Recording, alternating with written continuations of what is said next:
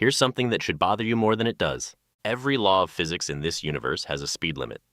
Light can't go faster than 299,792 kilometers per second.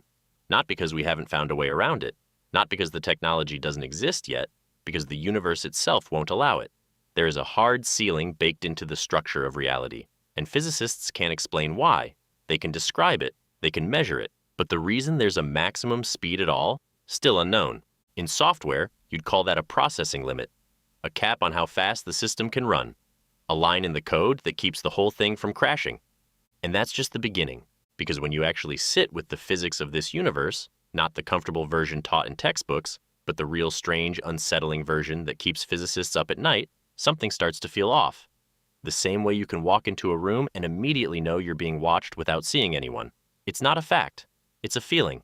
And then you look closer, and you realize the feeling has evidence behind it. What if we aren't just inhabitants of the universe? What if we're subjects in it? Let's start with something that sounds like science fiction, but is actually mainstream physics. In 2009, German physicist Werner Heisenberg's mathematics led to a conclusion that space and time might not be continuous, not smooth, not infinite, but broken into tiny indivisible units, like pixels. The smallest possible unit of space is called the Planck length. It's roughly 10 to the negative 35 meters, a number so small that writing it out would take most of this script. And at that scale, space itself stops being divisible. You hit a wall, a resolution limit.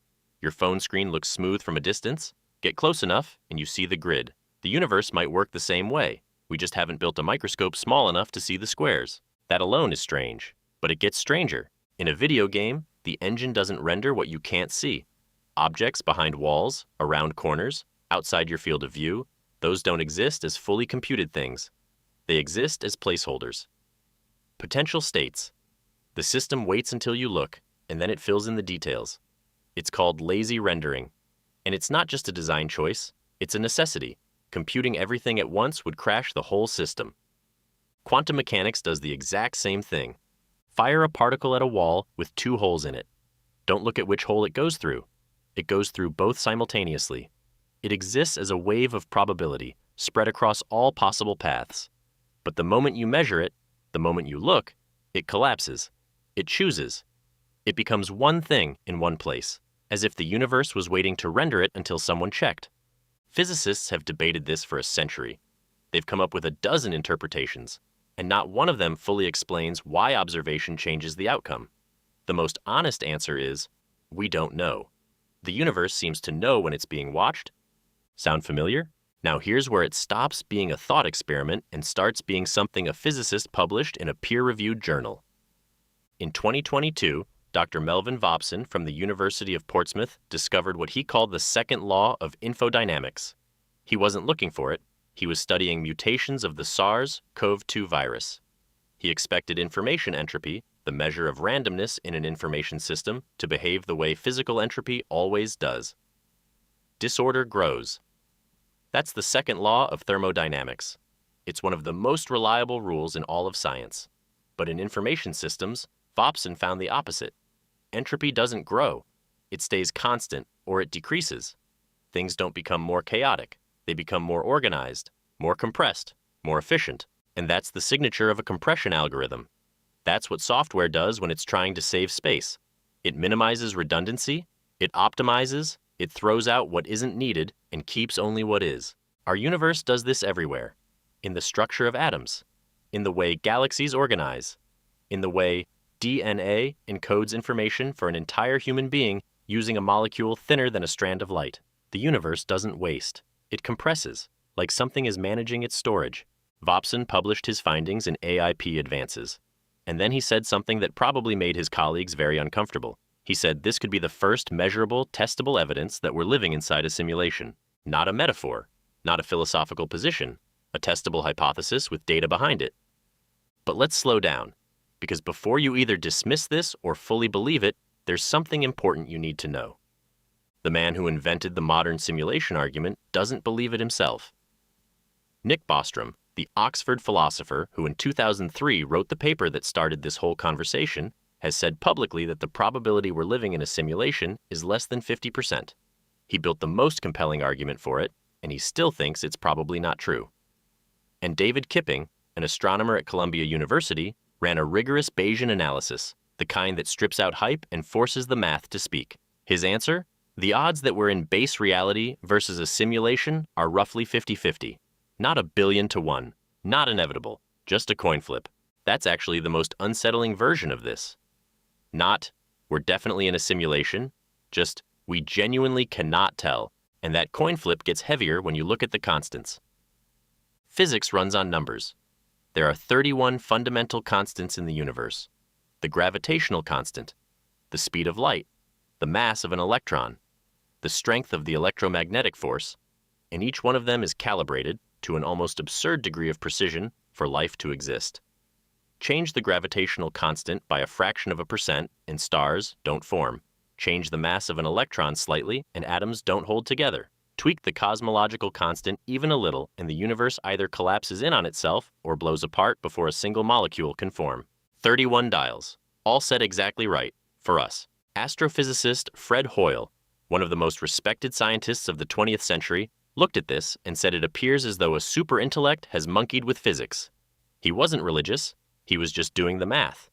And the math made him uncomfortable, because there's no natural reason all 31 constants should land in the only narrow range that allows complexity, chemistry, and consciousness to exist.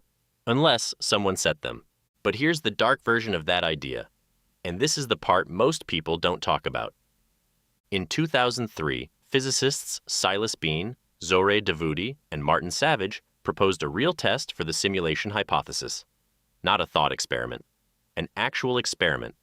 They suggested that an efficient simulation would cut computational corners, that at extreme energy levels, like cosmic rays flying across the universe at near light speed, you might detect irregularities, patterns in the noise, the seams of the grid, and physicist Brian Greene, one of the most respected science communicators alive, read about this test and wrote an op-ed in the New York Times.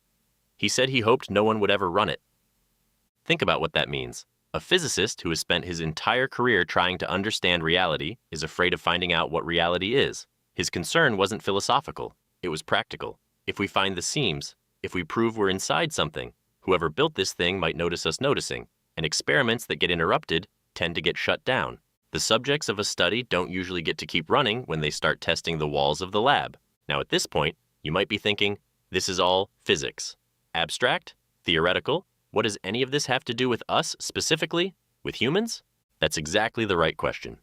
Because here's the thing about experiments. They have subjects. And subjects aren't random.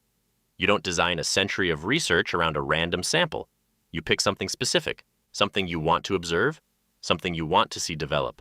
So, what are we? Every other species on this planet lives inside its ecosystem. Wolves regulate deer populations.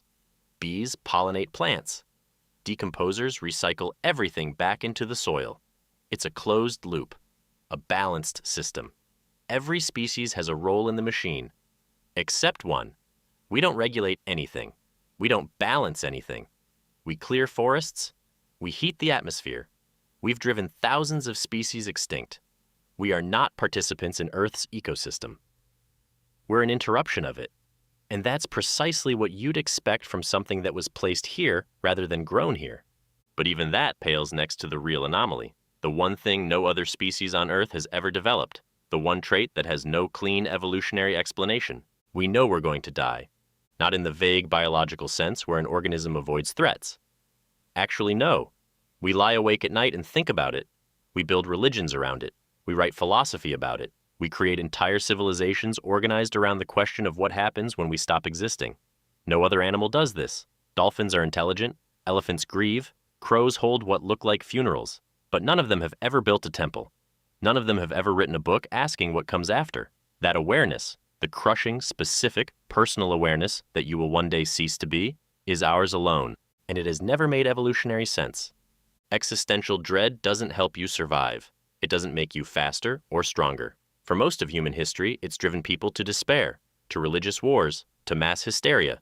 If evolution is brutal and efficient, if every trait that sticks around has to justify its existence through survival value, then why do we have this? What is the biological return on existential crisis? There isn't one. Unless the awareness isn't for us.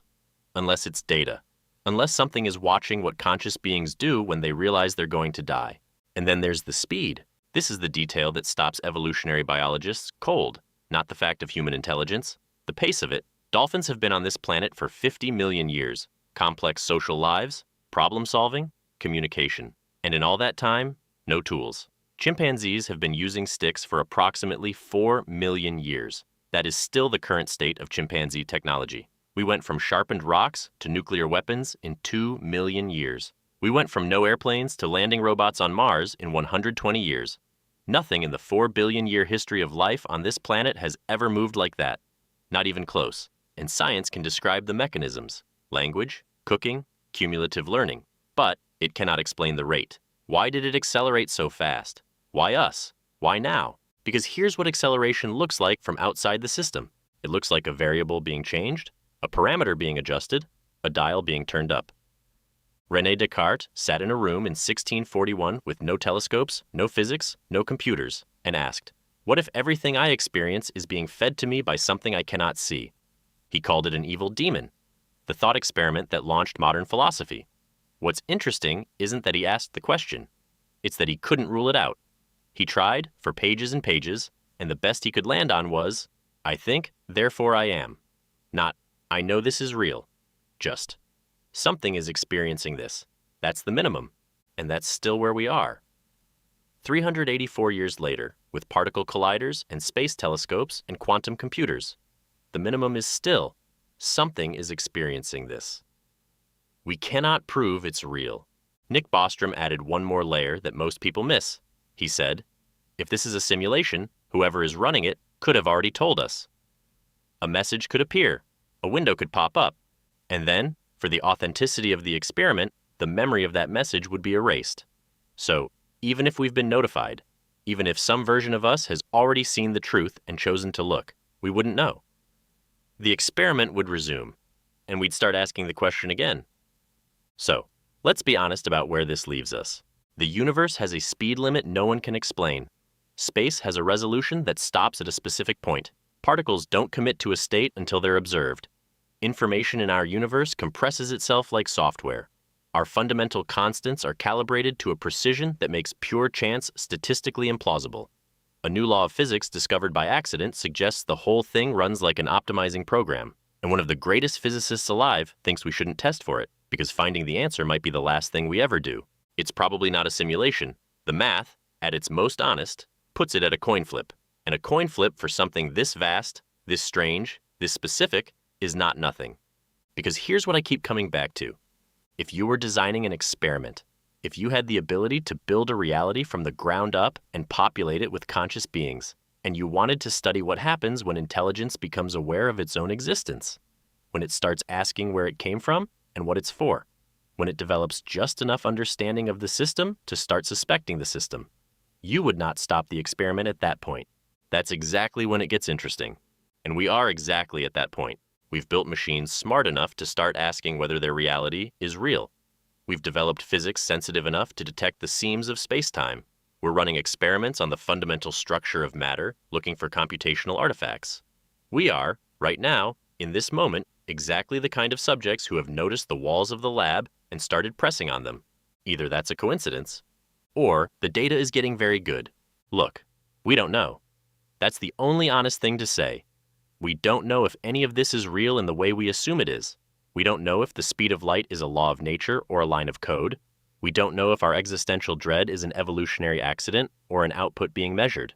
We don't know if the compression of information across the universe is a property of physics or a sign that something is managing the file size. What we do know is that we are the only thing in this universe, as far as we can tell, that is asking these questions. The only species, on the only planet we know of, looking up at the structure of reality and thinking, something here doesn't add up. Maybe that's just what intelligence does. Maybe curiosity is the inevitable endpoint of a brain big enough to reflect on itself. Or maybe that's exactly what an experiment looks like from the inside. A universe that builds things capable of wondering, and then watches what they do when they start to figure it out. We're figuring it out, and somewhere, something might be taking notes.